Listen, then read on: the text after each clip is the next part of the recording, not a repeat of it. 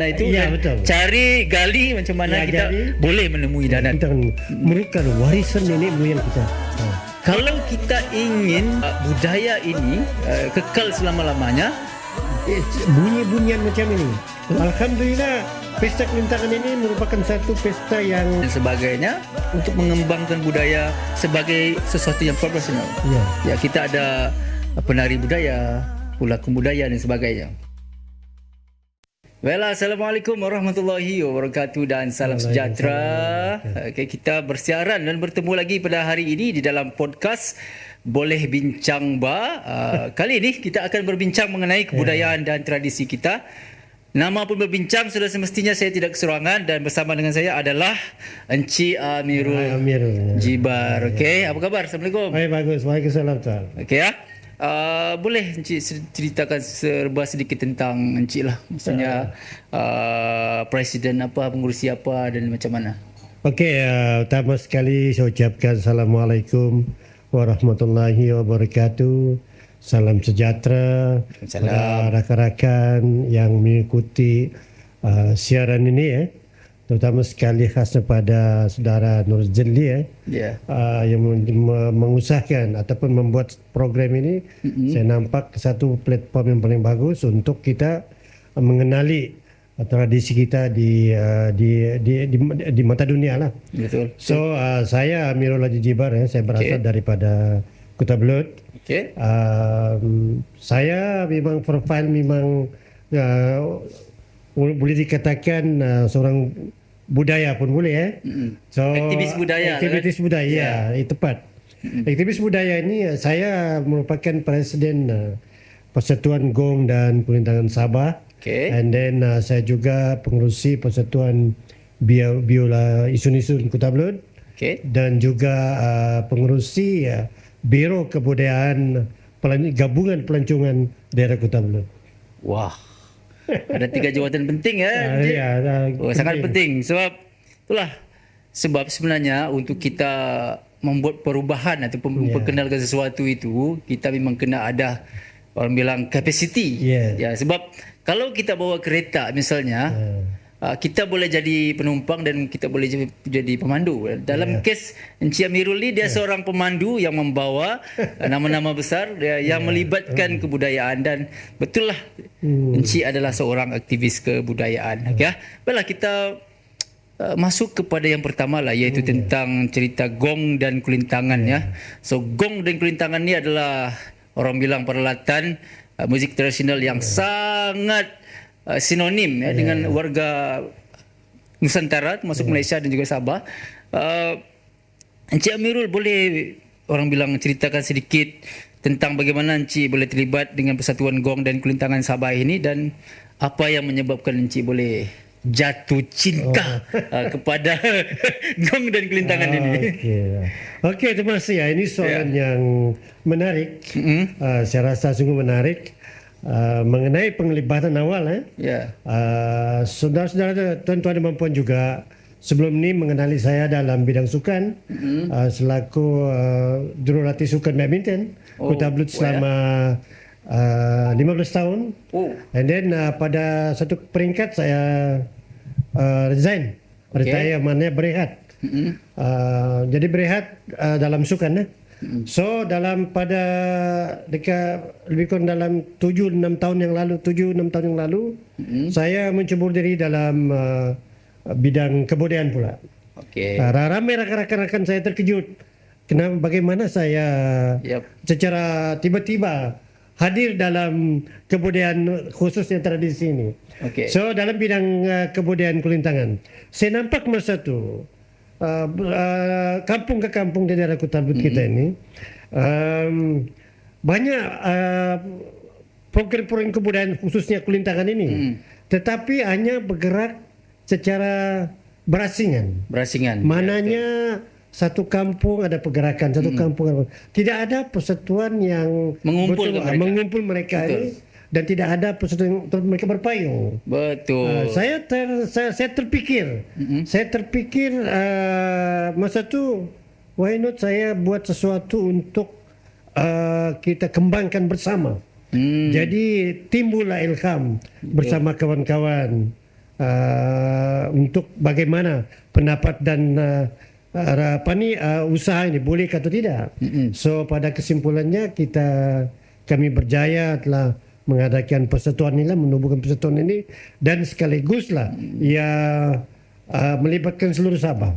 Wah. So banyak juga bangsa-bangsa lain yang di Kota Blut, etnik yang lain di Sabah yang mempunyai gong dan kulintangan juga kan, gendang dan sebagainya. Tetapi saya lebih kepada, oleh kerana saya ini orang Kota Blut, saya fokus kepada gong kulintangan Kota Blut lah.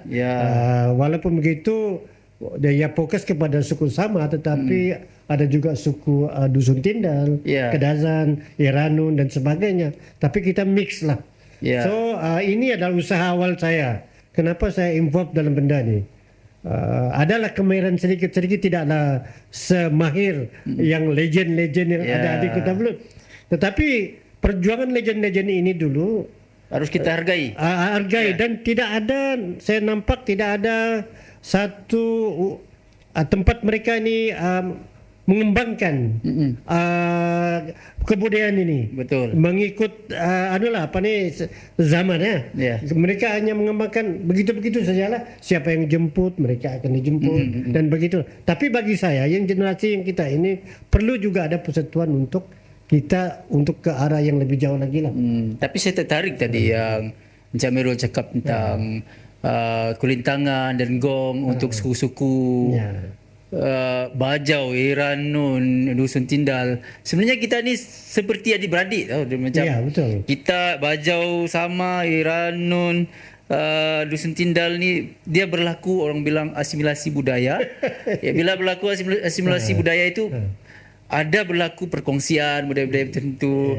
Yang mana rakan-rakan kita daripada suku Tindal juga bermain kulintangan. Mereka pun ada bertitik dengan irama Dusun Tindal dan begitu juga rakan-rakan kita Iranun dan sebagainya.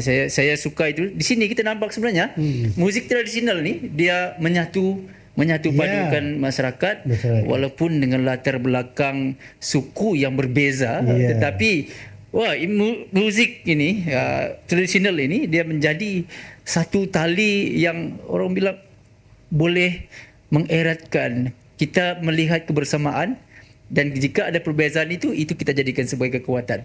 Itu saya tertarik. Saya ingin sambung sedikit lagi. Apabila kami menubuhkan persatuan ini, so kita kena pandang depan. Betul. Bagaimana kita nak betul-betul kita kasih kembangkan budaya ini agar dikuasai oleh generasi baru. So pengiripan kami awal, maka kami telah menubuhkan beberapa pusat latihan untuk generasi baru yang berumur 10 tahun hingga ke atas remaja maksudnya. Jadi alhamdulillah beberapa tahun, dekat 5 tahun kita telah melahirkan pemain-pemain junior kita yang berumur dalam 10 tahun ke atas. Sehinggalah mereka, saya dengan tim ini pernah membawa mereka ke membuat persembahan-persembahan dan jemput-jemputan daripada mana-mana pihak lah yang memang terkenal sudah dikenali. And then selepas itu pula dalam persatuan ini kita kena memikirkan sesuatu juga. Bagaimana kita nak mengumpulkan tenaga-tenaga mahir. Betul. Kemahiran yang dalam menguasai bidang muzik ni. Maka saya bersama kawan-kawan pada tahun 2021 saya telah bekerjasama dengan Cendana Malaysia. 2001 atau 2021? 2021. Okay. Saya bersama dengan Cendana Malaysia bekerjasama. Saya memohon dana untuk mengadakan bengkel khas untuk jurulatih legend-legend yang pernah yang menghiasi agar mereka punya sijil untuk menjadi jurulatih. Alhamdulillah ketika itu dalam keadaan PKP pun tetapi longgar sudah. Jadi saya dapat bantuan ini daripada Cendana. Lepas tu kita adakan di Tempasuk. Di Tempasuk ini di rumah saya lah. saya telah kumpulkan 100 orang pemuzik veteran. 100 orang. 100 orang pemuzik veteran dan juga remaja dan bercampur lah. So 6 bulan kita buat bengkel ini.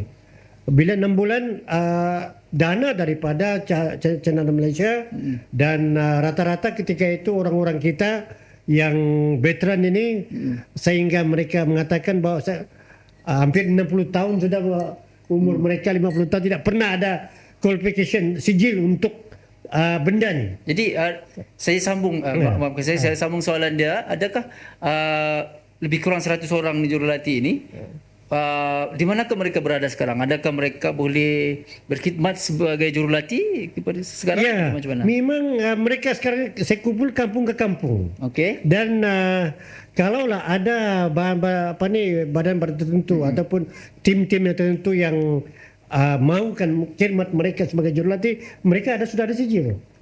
Yang ditandatangani oleh Yang Berhormat dan dari kerjasama daripada Cenderamata Malaysia. So ini jelas. Ini perjuangan kita dalam persatuan. Bagi saya itu satu perjuangan yang murni, tahniah. Kedua dan kita ada jurulatih, maksudnya kita akan ada pelatih yang ada jurulatih yang dilatih, bakal dilatih oleh jurulatih ini. Jadi saya ingin membuka satu soalan lah, sebab sebenarnya di sekolah-sekolah pun kita ada persatuan persatuan seni, kesenian dan kebudayaan dan sebagainya.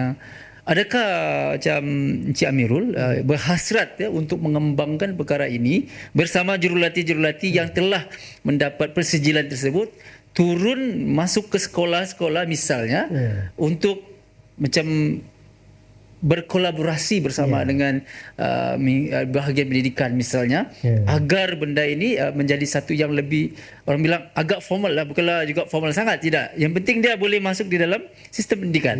Sebab kalau negara-negara macam Asia lain misalnya, dulu saya berada di Taiwan sepanjang 2 tahun. 2 tahun. Di 2 tahun, dan di Taiwan mereka ada pusat kesenian mereka, di situlah anak-anak muda akan berkumpul dan mengetengahkan apa yang mereka ada.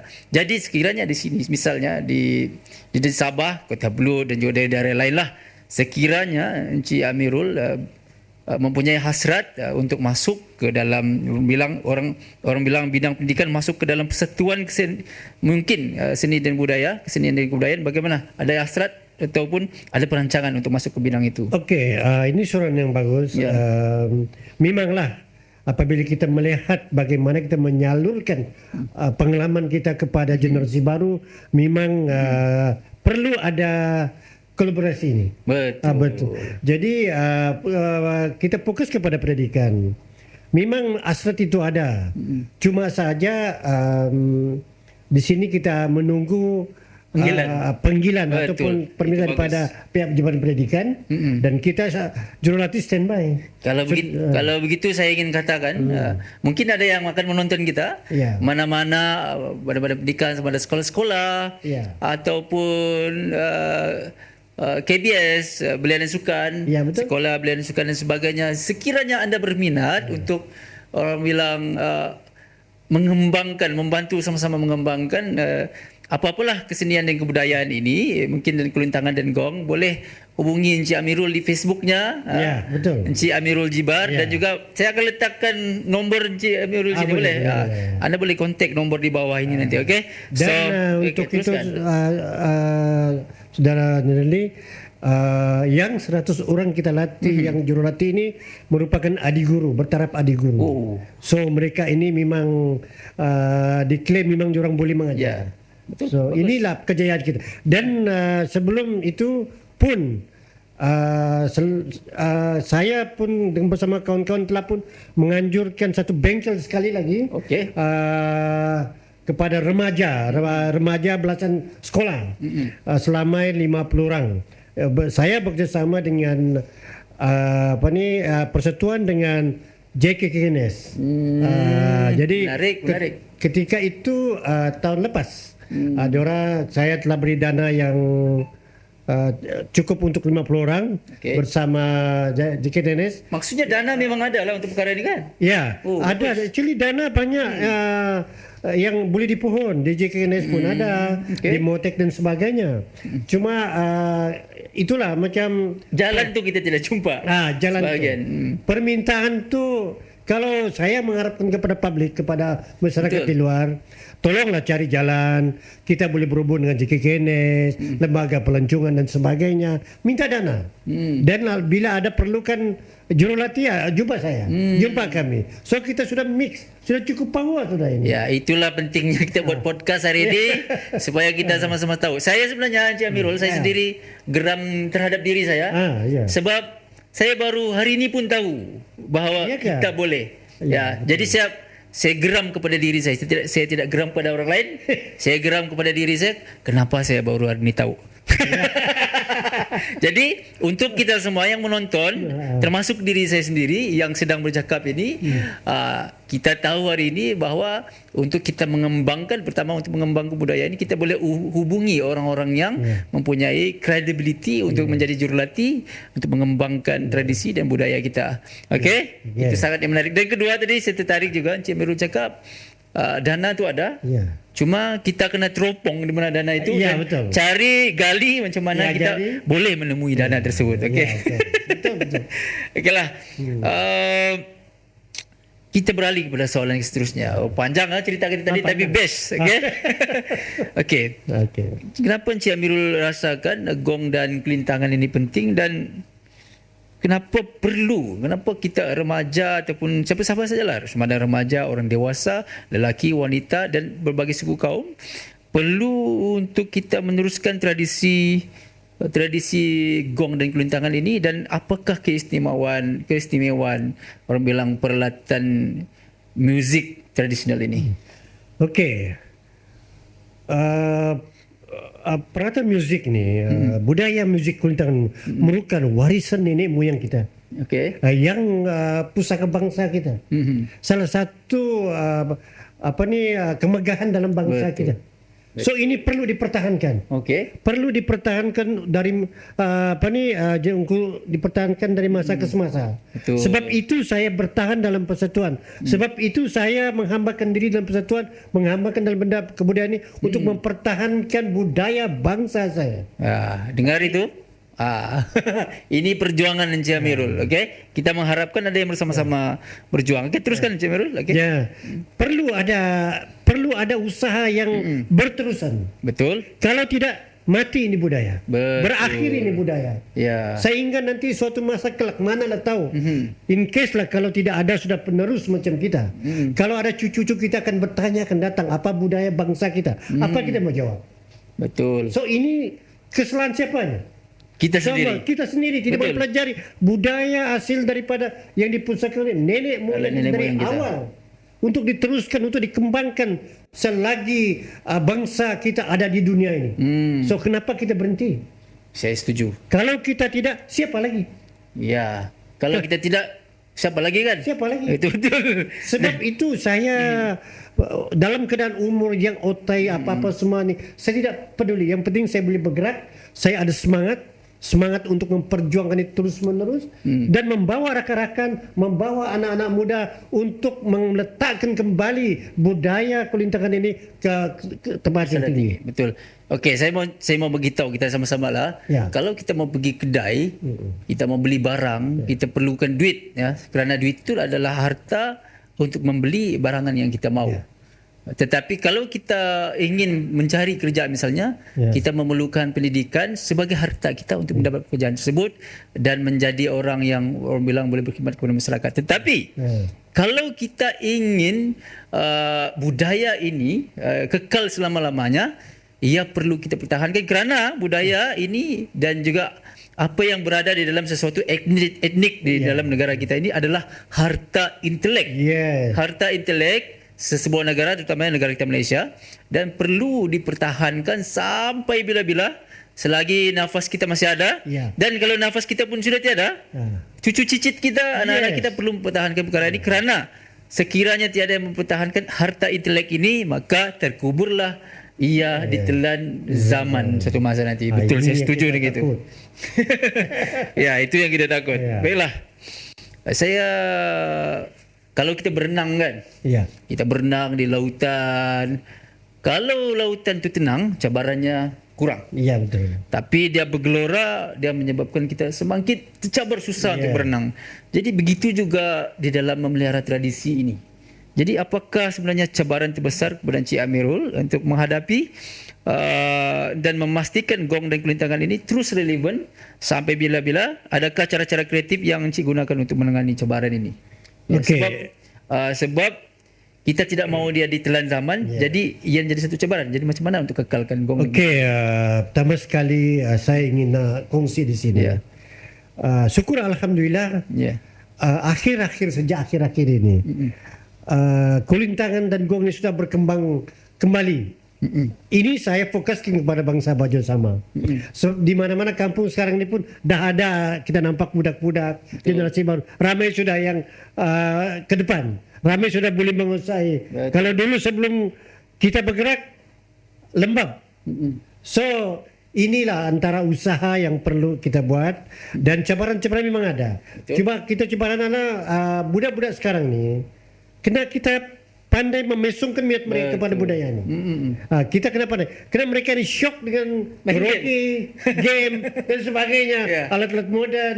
So ini kena kita pandai masuk bagaimana rhythm orang. Betul. Sehingga kita buat mereka minat.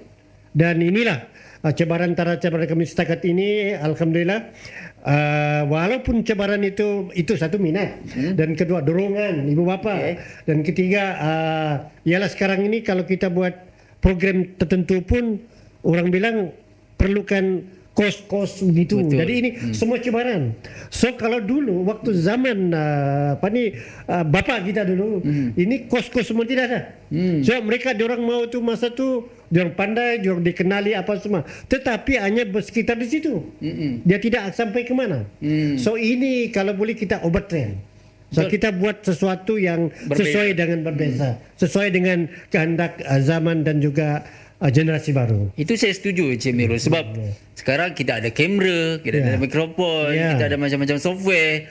Sebenarnya misalnya kita boleh dokumentasikan perkara itu, kulintangan dan gong ini kita boleh rakam di video misalnya. Supaya satu masa misalnya kita rakam di video, kita letak di YouTube, lepas tu kita letaklah title ataupun tajuk di situ, kulintangan dan gong misalnya. Jadi dia akan jadi rujukan dari masa ke masa. Dan juga disedari kita sekarang ni kita kena sedar bahawa muzik misalnya dalam Bajau, kita perlu juga untuk menambahkan gong dan kulintangan dalam ini. Misalnya sejujurlah saya akan keluarkan sebuah lagu yang dipanggil sebagai Pitu Nukum Semio, dan di dalam Pitu Nukum Semio ni memang ada bunyi-bunyian kulintangan lah. Sebab saya sendiri pun sedar bahawa we have to do something lah. Kita kena perlu buat sesuatu dan masukkan muzik-muzik ini ke dalam, walaupun muzik yang kita hasilkan nanti moden, tapi kita masukkan elemen tradisional. Mungkin ia akan menjadi satu jarum untuk masuk halusnya masuk kepada hati anak-anak muda di luar sana, dan juga hati kita lah. Termasuk saya tidak kata anak muda saja, kadang-kadang saya sendiri pun merasakan betul ke apa yang saya buat ni? Saya tertinggal ke budaya. Jadi saya pun menegur diri saya dengan cara itu. Dan saya setuju dengan apa yang Encik Amirul katakan. Kita perlu overtrend benda ni.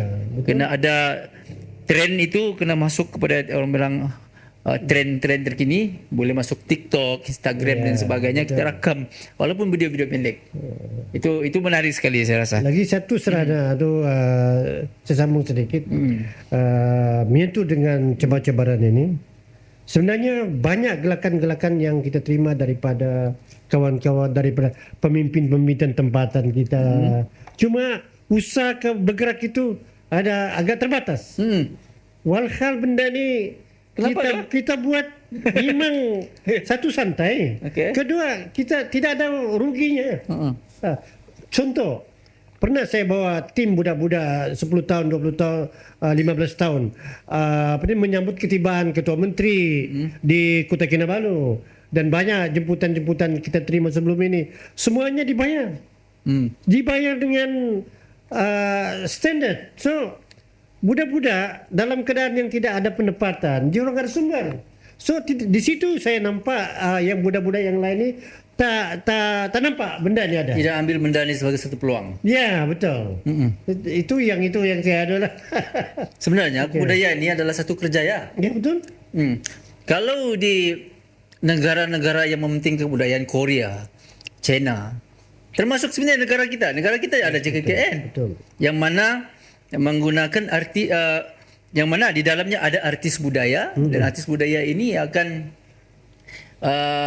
memperagakan sama ada tarian, teater dan sebagainya untuk mengembangkan budaya dalam sebagai sesuatu yang profesional. Ya. Ya, kita ada penari budaya, pelakon budaya dan sebagainya. Sebab itu untuk makluman yang menonton video ini, yang menonton rakaman ini, pada tahun lepas saya bekerjasama dengan Kementerian Pelancongan dan tahun ini pun kita buat Pesta Kulintangan Kota Belud 2003-2004. Pesta Kulintangan ini adalah khusus untuk kita mempamerkan budaya kulintangan ini. Untuk kita ekspos macam mana orang ramai, masyarakat setempat, masyarakat luar nak tahu, nak berminat bunyi-bunyian macam ini. Alhamdulillah, Pesta Kulintangan ini merupakan satu pesta yang saya bekerjasama tahun lepas dengan pihak Kementerian Pelancongan dan tahun ini pada bulan 7 ya baru ni saya pun buat pesta siri 2. So next year kita buat siri 3 lagi dan hanya berfokus kepada nak kita memperlihatkan secara live kepada masyarakat umum bagaimana uniknya bunyi kulintangan, apa yang tersirat dalam kulintangan ini. So ini kalau ada nanti bagi pihak kami daripada persatuan yang mewar-warkan pesta-pesta ini, tolonglah bagi kerjasama, tolonglah tonton kepada yang anda untuk kita menambahkan lagi resipi macam mana kita nak mempromosikan kulintangan lagi. Okey. Saya setuju. Ya. Kita kena ingat sama-sama gong dan kulintangan. Boleh cuba cari mungkin di YouTube, di Google dan sebagainya. Kemudian mungkin akan menarik minat anda. Dan ada nombor telefon Cik Amirul situ, boleh hubungi, okey? Dan kita sudah semasa kita berbalik kepada kerjasama dengan Motek, kursus bengkel kejurulatian adik guru dan cara-cara bermain kulintangan kita sudah diplikasikan dalam YouTube pada ni semua ni daripada gendang, kulintangan, agung semua sudah ada macam mana nak main apa semua kita sudah duplikasi. So satu dunia sudah tahu kan, tapi kalau yang ingin tahu lah ada dalam YouTube. Betul.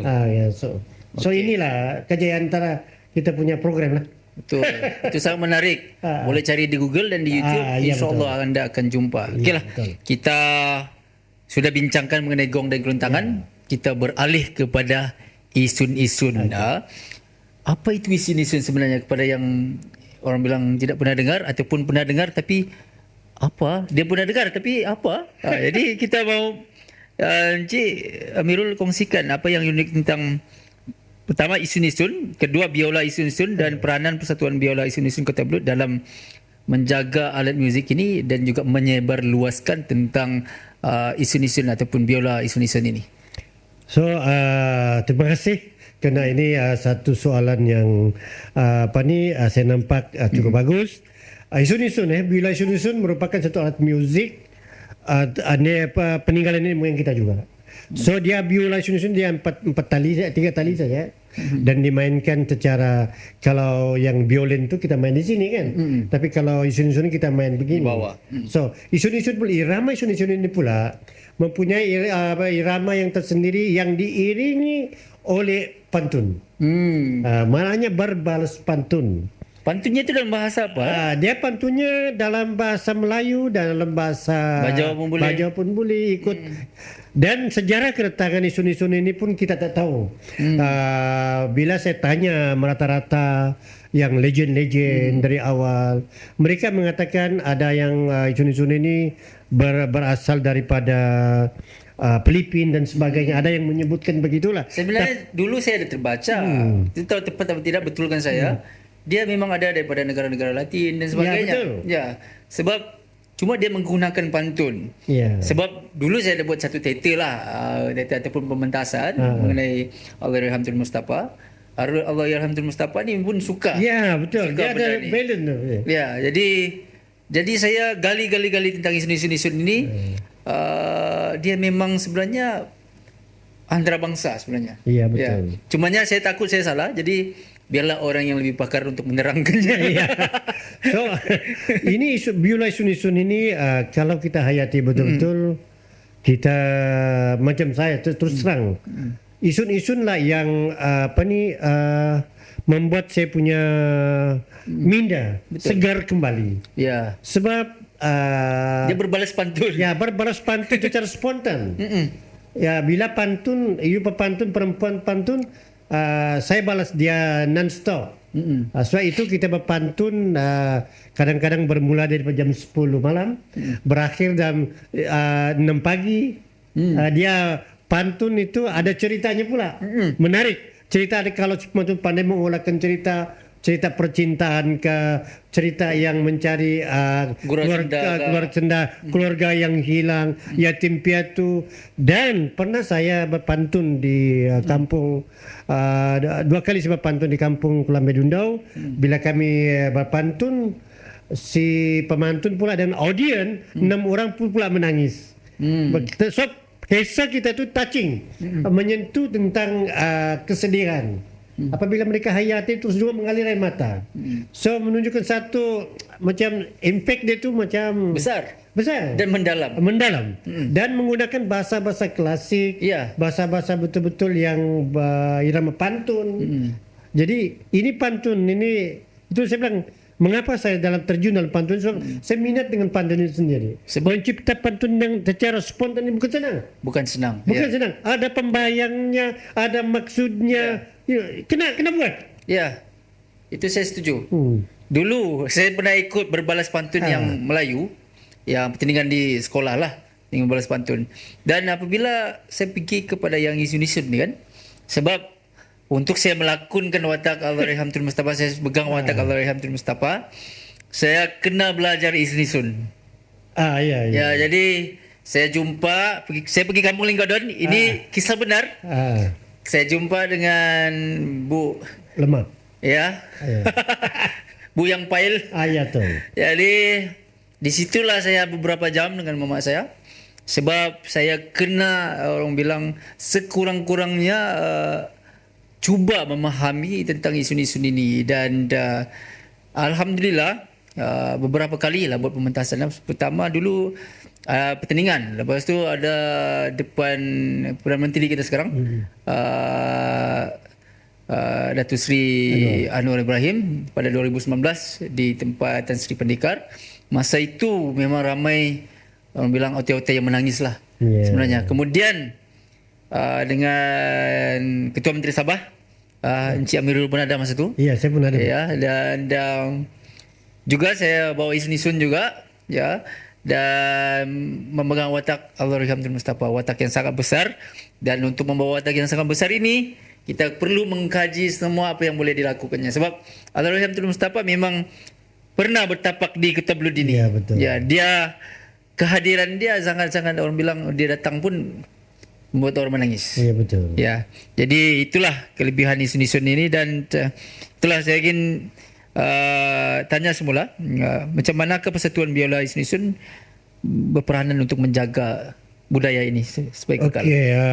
Jadi kepada yang menonton, kepada yang mendengar, sebenarnya Biola Isun-Isun ini memang juga satu permainan untuk merayakan, memberi kemeriahan kepada majlis-majlis yang dibuat, seperti majlis perkahwinan, muat nazar dan sebagainya. Dan ini bergerak daripada awal, sejak dari nenek moyang kita lagi. So ini kita pertahankan.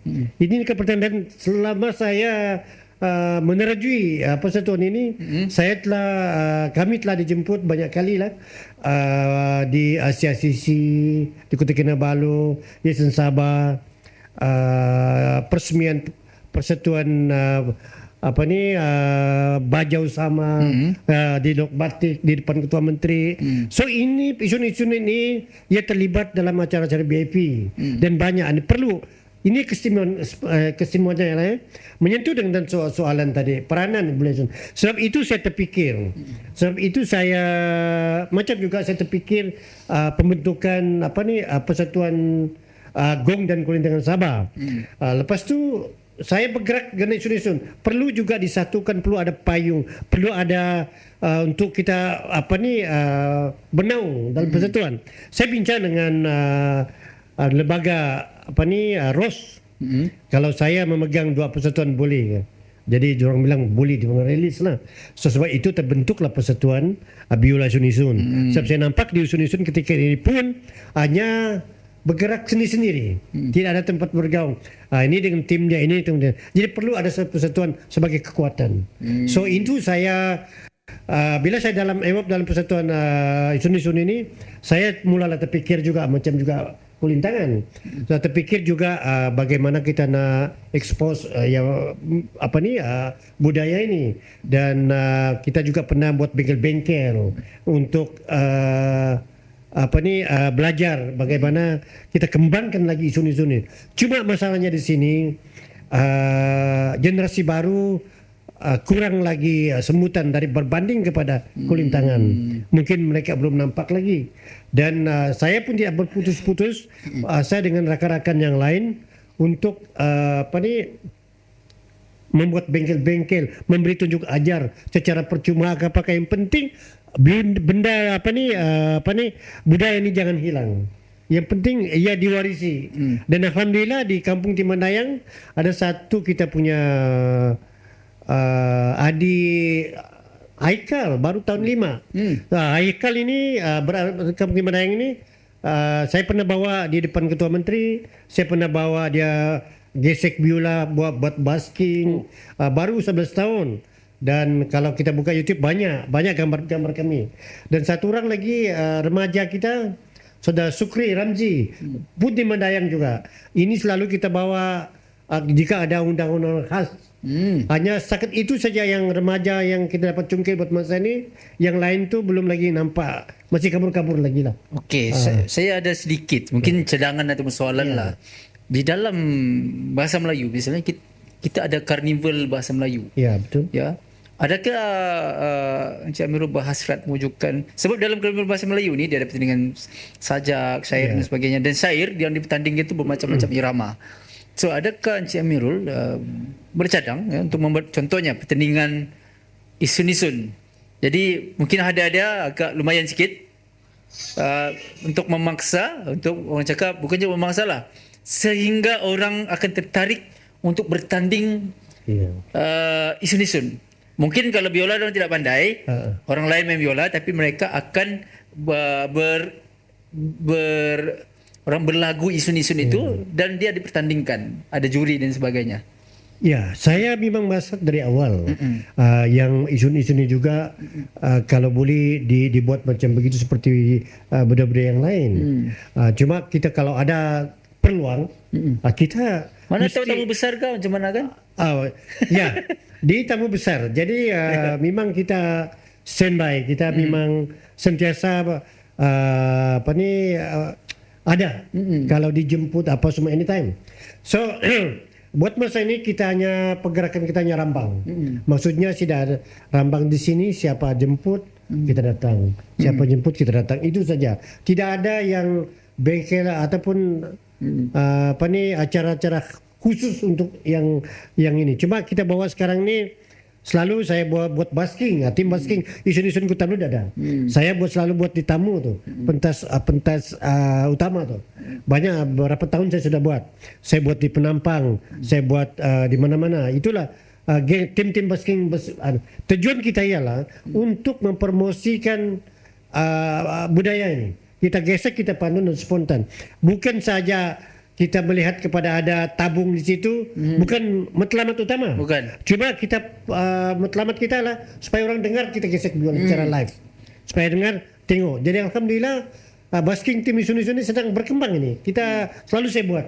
selalu juga dalam YouTube dan sebagainya lah. Ya. Dan pernah juga menjadi satu latar film telemovie daripada saudara Ibi apa yang tu. Dia kalau datang dia panggil tu untuk cover dia punya apalah. So kita buat macam-macam. Jadi itulah cadangan kita kan, mungkin mana tu ada yang mendengar kan, mendengar di luar sana, sekiranya ada pertandingan mungkin isun-isun, ada kategori lah, mungkin kategori umur, ada di kalangan murid-murid sekolah, ada yang terbuka dan sebagainya. Manalah tahu ada yang mahu menaja kan. Ya, sekiranya anda ingin menaja, pertandingan seumpama ini adalah sangat bagus supaya ada sedikit desakan untuk mungkin generasi di luar sana yang menonton, bila ada pertandingan mereka akan memaksa diri mereka untuk berlatih. Ya. Jadi sekiranya ada yang menonton, boleh mungkin bekerjasama dengan Cik Amirul. Ya, betul. Saya mengharap sungguh supaya ada usaha-usaha ini. Sebenarnya banyak penggesek biola kita di Kota Blut ini. Masih ramai otai-otai di sini. Tapi kita jurang ni tidak tercerah, tidak nampak. Sebab bila kita pergi kampung, saya sendiri sudah menjelajah kampung ke kampung di Kota Blut. Siapa yang pandai gesek biola, saya mesti jumpa. Dan saya rata-rata di mana-mana kampung memang banyak. Cuma tidak dapat diketengahkan lagi. Tapi alhamdulillah kita buat WhatsApp group, biola isun-isun dan banyak lagi lah berbagai cara-cara kita agar benda ini terus menerus usaha. Jadi kepada tuan-tuan yang ada idea, ada ada keinginan untuk sama-sama bergerak untuk memperbuatkan budaya ini, terbuka. Saya terbuka. Persatuan Biola Isun-isun terbuka untuk kita bincang, untuk kita bagaimana usaha yang terbaik. Sungguhnya juga saya tabi hormat kepada pemimpin-pemimpin di Kota Blut kita ini, wakil rakyat kita ini. Memang jurang 100% sokong. Saya terus terang, saya tidak memilih pemimpin pemimpin B. No, kita bawa semua pemimpin yang jurang ni memang minat apa yang kita buat. Cuma kita tidak buat macam mana. Sehingga satu pemimpin, saya terpaksa, ini reality, bukan side politik Yang berhormat Datuk Seri Panglima Datuk Saleh Muhammad Saleh pernah dia on the spot satu soalan dengan saya. Amirul, you punya irama, kau punya irama isun-isun ini boleh tak kasih create sikit, ubah sikit supaya macam ada sesuatu perubahan, supaya orang ramai boleh turut serta, macam poco-poco banyak geng datang. So sehingga sekarang saya belum temui sentuhan macam mana saya mau create yang muzik asli sini supaya ia berubah sedikit. Sampai sekarang saya mencari jawapan. Saya kalau ada yang hormat Datuk Seri, mohon maaflah kalau ada yang menonton di sini. Saya belum berhasil lagi. InsyaAllah kita sahut cabaran ini. InsyaAllah pasti akan ada jalannya. Dan kita berterima kasih kepada Datuk Seri Saleh, Datuk Seri Panglima Datuk Saleh. Dia sangat-sangat suportif sebenarnya. Datuk Seri Panglima ni dia sangat suportif di dalam mengembangkan kebudayaan di mana-mana. Dan sekiranya beliau menonton, dan kita ucapkan terima kasih kepada beliau. Dan Encik Amirul adalah pegang dua persatuan ni kan, Gong dan Kulintangan dan juga Isun-isun. Jadi adakah wujud kerjasama di antara kedua-dua persatuan ini? Memang kebetulan saya juga presiden. So tentu ada kerjasama yang kuat. Sebab kita punya turun kuasa pun orang-orang budaya, orang-orang yang minat dalam memperjuangkan budaya. So itu dia ada kerjasama. Juga bukan saja kerjasama daripada jawatan kuasa kedua-dua persatuan, tetapi juga disokong oleh beberapa pemimpin kita di Kota Blut dan juga rakan-rakan di luar Kota Blut, di luar di mana-mana lah. So ini saya cukup bangga juga dengan warga kita, pemimpin kita yang sentiasa menyokong penuh. Sebenarnya mereka ini tidak silent sebenarnya. Mereka menyokong padu, tetapi oleh kerana program yang kita buat tidak nampak dan tidak jelas. So itu membuatkan mereka tidak terarah Pak, macam mana diorang masuk dalam benda ni terkait. So saya mengharapkan kepada tuan-tuan yang yang melihat ini supaya kerjasama lah kita semua. Jadi kalau ada apa-apa masalah kita boleh bincang. So kita boleh bincang macam mana kita angkat ni budaya kita. Itu saya setuju. Budaya ini. Saya sudah otak ini. Saya mungkin hanya bergerak dalam 1-2 tahun. 3 tahun selepas itu retire, faktor umur. Ya, perlu ada pelapis. Perlu ada pelapis. So dari dulu saya nak bagi tahu ini, penting ini. So ini kalau tidak berhenti nanti terhenti ini budaya. Okey. Kita beralih kepada Kobita.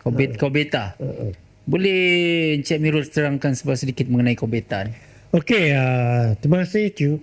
Jadi Persatuan Kobita, singkatnya Kobita adalah Persatuan Gabungan Pelancongan Daerah Kota Belud. Okey. Di presidennya adalah Dr. Budiman daripada Pintasan. Saya merupakan jawatankuasa MT dan juga pengurusi Biro Budaya. Tujuan kami dalam persatuan ini ialah untuk mempromosikan budaya kita di Kota Belud kepada pelancong luar. Itu dalam Biro Kebudayaan.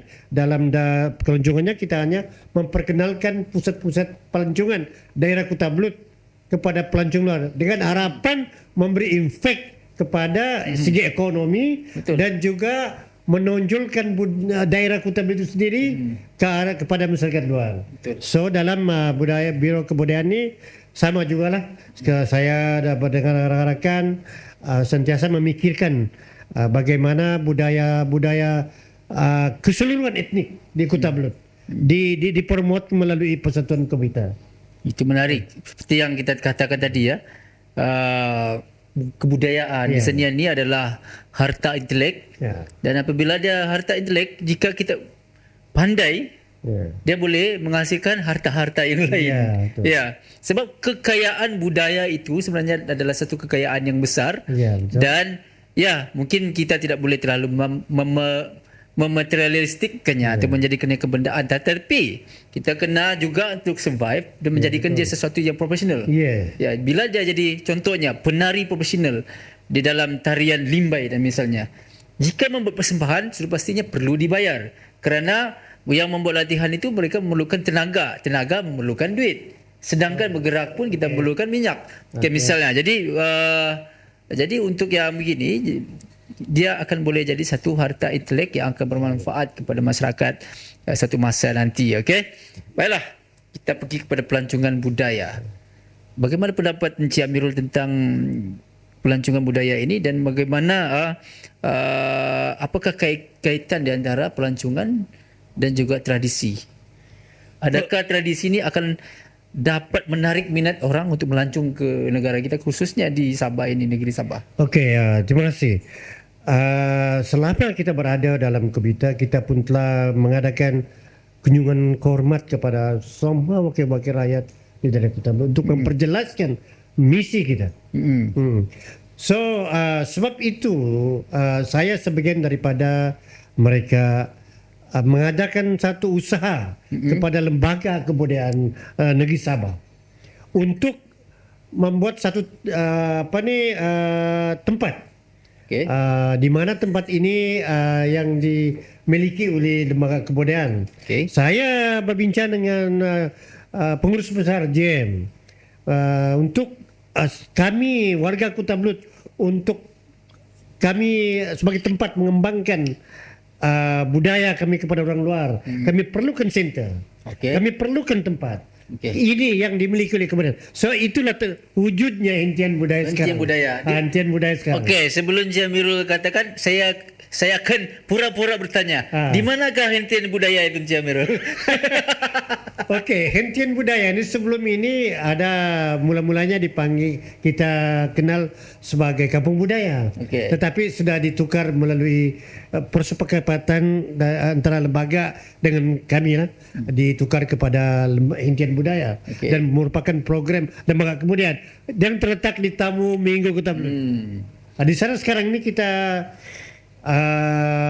ada persembahan kebudayaan. Okey.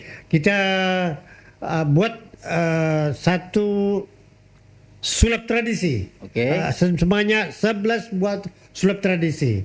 Yang mana sulap tradisi ini masing-masing dengan budayanya. Budaya tradisinya ada yang buat kerap tangan, ada yang makanan tradisional, kemudian ada pula busana atau pakaian, galeri pakaian, Iranun, Bajau, Dusun, semua ada di situ. Menarik. Okey, hentian budaya ini Encik Amirul, adakah dia beroperasi sepanjang minggu ataupun ada hari-hari tertentu sahaja? Okey, saya telah mengikat kontrak dengan Persatuan Gong dan Kulintangan, mengikat kontrak dengan MOU lah ya, dengan Lembaga Kebudayaan untuk mempromosikan harian. Hari-hari, maknanya hari-hari.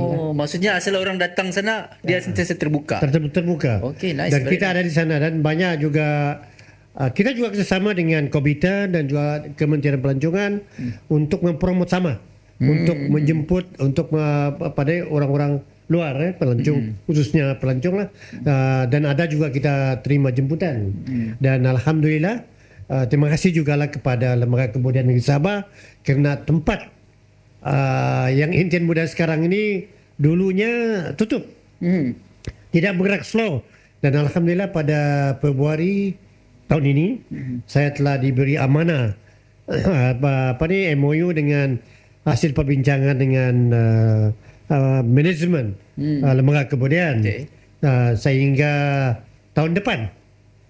Jadi saya mohon lagi kalau boleh dilanjutkan. Sebab sekarang ini inilah tempatnya sebagai sentra kebudayaan antara kaum. Inilah tempatnya sebab di situ ada kemudahan, ada pentas, and then kita ada music, live band dan sebagainya, karaoke, dan ada tempat-tempat gerai-gerai makanan. So ada juga mini pampe, ada juga kuda, ada juga banyak. Saya sedang menunggu mana-mana pihak supaya yang membuat program di sana.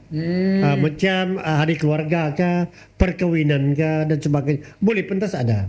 Dan selagi saya mengetuai program di sana sebagai peneraju yang bernaung di bawah Lembaga Kebudayaan, saya sentiasa terbuka. Kita berbincang macam mana kita membuat sesuatu di sana untuk faedah bersama. Okey, suka untuk kita katakan untuk yang menonton ya.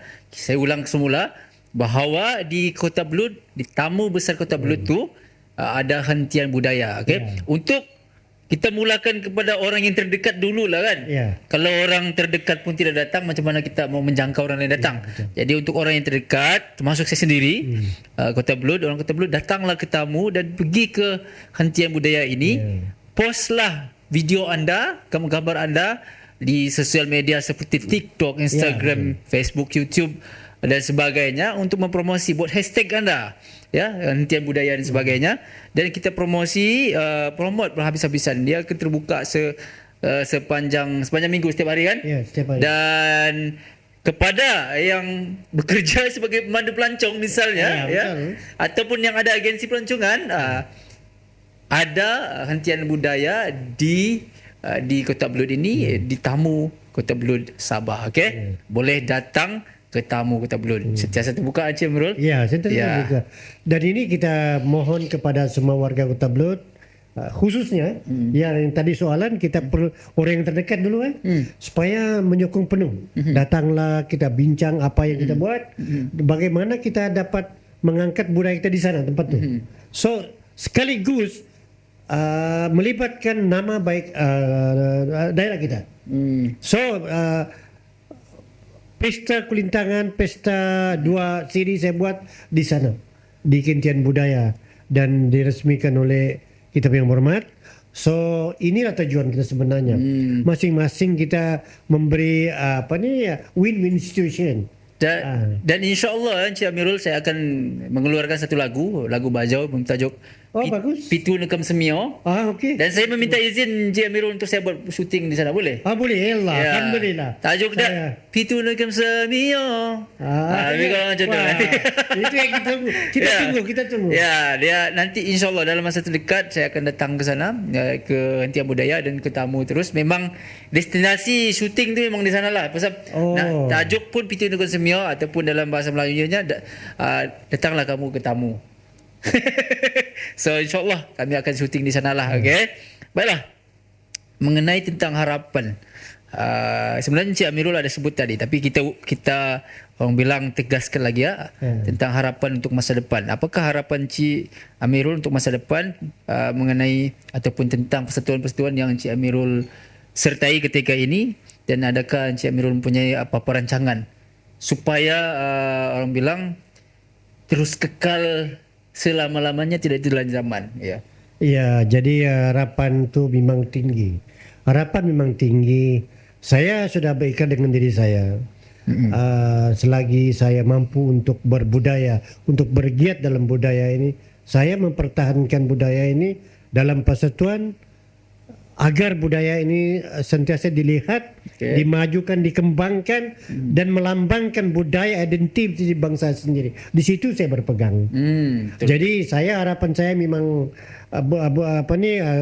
kulintangan biola senantiasa dibuat, dikembangkan dengan harapan bila budaya ini sudah maju, apabila kita sudah berpindah alam, sekurang-kurangnya ada bakti kita pada budaya. Kita berbakti kepada budaya. Inilah sumbangan kita pada budaya. Betul. Itu saya. Saya tertarik. Sebenarnya dalam podcast sebelum ni saya ada perkatakan perkara ini, tapi saya katakan semula sebab saya tertarik dengan apa yang Encik Amirul katakan. Allahyarham Piramli ada menyatakan lebih kurang, mungkin ayat ini tidak sama. Dia menyatakan lebih kurang muzik Melayu adalah satu benteng kepada orang-orang Melayu, sehinggakan budaya-budaya Barat tidak akan dapat masuk ke dalam jiwanya.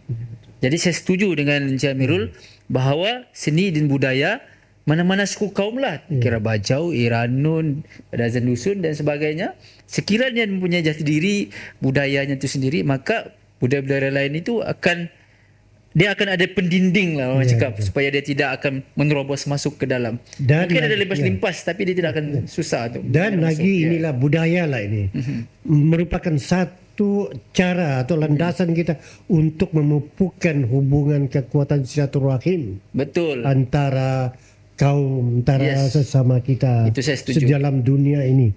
Supaya kita dalam dunia, kita dilepaskan dalam dunia untuk berkenal-kenal, untuk bersilaturahim. Dan inilah budaya ini antaranya tempat kita. Ya, dia sosial dan budaya. Betul. Kerana adanya kebudayaan itu, kita boleh bersosial di antara satu sama lain. Betul. Itulah kita. Itulah. Memang di situlah kita. Okey, ada satu lagi. Ada dua lagi sebenarnya soalan ni. Tapi ada satu apakah orang bilang impak ataupun kesan kepada komuniti bagi seni dan budaya ini? Bagaimana dia memberi kesan kepada masyarakat? Okey, soalan ini in case lah, kalau lah budaya ini telah maju, budaya ini sudah berkembang dan dijemput, mana tahu ada rezeki dibawa ke luar negara ke di mana-mana. Jadi impact dia itu, yang penggiat itu sendiri mendapat sumber.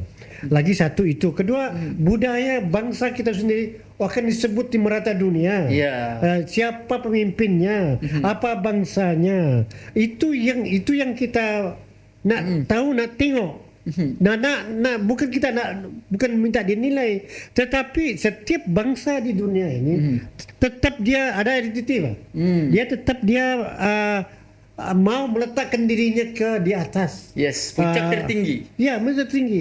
Sebab kita ini bukan satu perlombaan, tetapi memang itulah penghujung dia. Mesti kita tidak ada manusia atau bangsa yang lain yang ingin ketinggalan. Kita menyacuran zaman. Jadi kita sentiasa berpikir terbuka. Jadi saya haraplah kepada semua yang bertaraf graduate, yang ada pendidikan, bukan macam kami yang penjuang-penjuang mah. silalah buka Alam Peminda untuk kita buatkan benda ini satu kajian masyarakat. Semua seluruh. Jadi yang kita bangga, yang kita dapat nama kita juga. Jadi itu yang kita mau. Betul. Supaya bukan sahaja ianya menjadi kebudayaan semata-mata, tetapi dia akan misalnya dibukukan, ataupun didokumentasikan sehingga suatu masa boleh dirujuk oleh cucu cicit kita yang ingin mempelajari perkara ini. Walaupun mereka tidak ingin, kita kena paksa mereka untuk ingin dengan menjadikan dia sesuatu yang boleh dipelajari. Betul. Ya. Jadi apakah ini untuk yang terakhir, apakah pesanan Encik Amirul kepada generasi muda agar mereka tidak melupakan seni dan budaya yang sedang Encik Amirul perjuangkan sekarang ini? Okey, peranan. Okey, kepada warga muda, adik-adik yang di luar, kami ni pakcik kamu lah Jadi kami utai-utai ini yang senior ini mengharap sungguh lah supaya adik-adik tampillah ke depan. Tampillah untuk belajar bermuzik kelintangan, isu-isu dan sebagainya. Apa juga bentuk budaya, tradisi yang ditinggalkan oleh datuk nenek, belajarlah. Takkan orang lain yang belajar. Jadi ini adalah untuk penerus, kamu adalah penerus. Kalau tidak, kita semua bersalah. Sebab budaya ini akan mati atau ditelan zaman. So siapa yang dipertanggungjawab? Kita sendiri. Saya harap kepada anak-anak bangsa, anak-anak adik-adik semua, bermula dari sekarang, bukalah minda. Daripada kita belajar budaya-budaya asing yang liar dan sebagainya, kita fokus kepada budaya bangsa kita sendiri. Jadi dengan itu saya harap tidak menghampakan bangsa kita nanti. Betul. Okeylah. Itulah harapan dan juga pesanan Encik Amirul tadi itu sebenarnya sangat-sangat bermakna. Dan sekiranya adik-adik ada minat dan juga ada kemahiran tertentu, gunakan untuk kita mengekalkan seni dan budaya ini agar relevan sehingga ke akhir hayat kita, dan juga kita tiada tapi budaya itu masih ada lagi. Betul. Baiklah, terima kasih kepada Encik Amirul kerana sudi menerima jemputan saya untuk podcast Boleh Bincang Bah. Jadi kita jumpa lagi di dalam Boleh Bincang Bah di dalam episod yang seterusnya. Assalamualaikum dan salam sejahtera. Bye.